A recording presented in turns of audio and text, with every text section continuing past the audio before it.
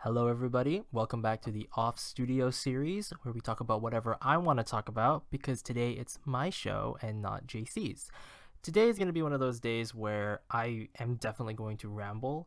I can definitely feel it within. And so this is just going to be one of those short videos where anything could happen, anything goes. If this turns into some kind of weird monologue thing, I mean, when have I never really stopped monologuing? I believe that's actually kind of more of a how do I put this? A defining trait, a notable, notorious trait of mine. I've been trying to be more kind of engaging with folks, but it hasn't really been easy. I think the big challenge about it is feeling that I need to insert every single word that my thought process is going to right away and forgetting to listen and taking a moment to be like, oh, wait a minute, a conversation's supposed to be two-way.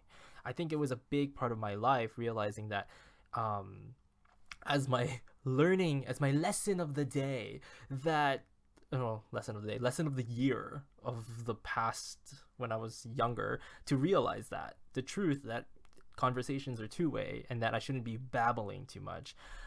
This problem of mine even persists even in dates when I'm particularly nervous, which I tend to be. I think I tend to be nervous quite a bit. What ends up happening is that I end up talking a lot more. I tend to babble. But the funny thing is I tend to talk a lot, but I actually am speaking very little, if that makes any sense. Because what ends up happening is I speak about things that are not actually valuable information. It's just for the sake of babbling. I think part of that even lends itself to being like a hardcore extrovert, such as myself, that talking all the time is just a given, and so even my coping mechanism kind of associates itself in that way as well. Where when things do get rough and hard and difficult, I overtalk to compensate again, to fill in gaps in the conversation, to try to avoid awkward silences and all of that jazz. Which, by the way, has gotten better over the years. Like I'm babbling right now, but in hindsight, life has been generally kinder, if that makes any sense. I've been pushing myself, and this is going to sound like an oxymoron, pushing myself to relax more when engaging in conversation. A big reason how I'm doing that is chilling out, being like, hey, we're going to enjoy this person's existence and we're going to appreciate it. And I can't do that if I'm talking. So a big part of my whole, I guess, narrative nowadays is trying to show appreciation for another person's existence by taking a step back and listening. And I would say it does wonders. I didn't realize how much people actually like talking about themselves.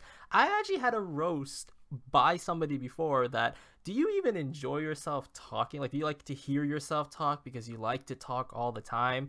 The answer is, eh. I would say is kind of the consensus around that with myself. And that, do I like hearing myself talk? There was a period in my life where I absolutely loathed how I talked, like the way my tone was.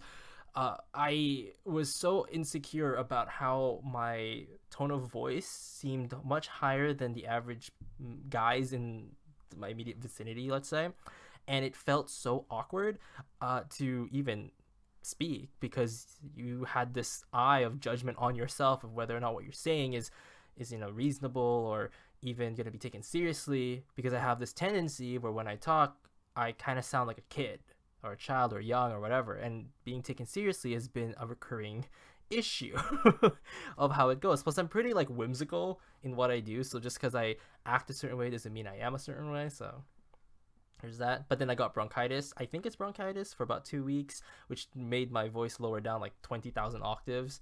I'm exaggerating, but I did sound like Batman, like very, I'm Batman. Like it's very low. And I actually finally appreciated how my voice sounded before that. So when my voice healed, or my throat healed, I was like, okay, I'm happy. I'm going to take this. I'm going to own it.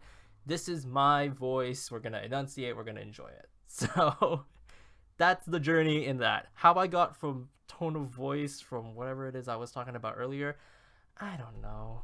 This is Any. Ladies and gentlemen, folks in between, all about the world, everybody on the spectrum. Hi, how are ya? And thanks for listening. You try to be as inclusive as you can, and your brain's just going like, Anywho, thanks so much for listening. I hope to be able to bring another ramble again because this was a doozy. I would just assume. Did I even answer the question? Do I like how I sound? The answer is It's still going to be because it's neutral to me. I've accepted that that's part of my life, but I'm not going to make a big deal out of it. That's just kind of how it is. So that's where we're gonna stop today. Stay tuned for the next episode of the Juice Worms, and also for JC's episode later on in the week. And with that being said, bye.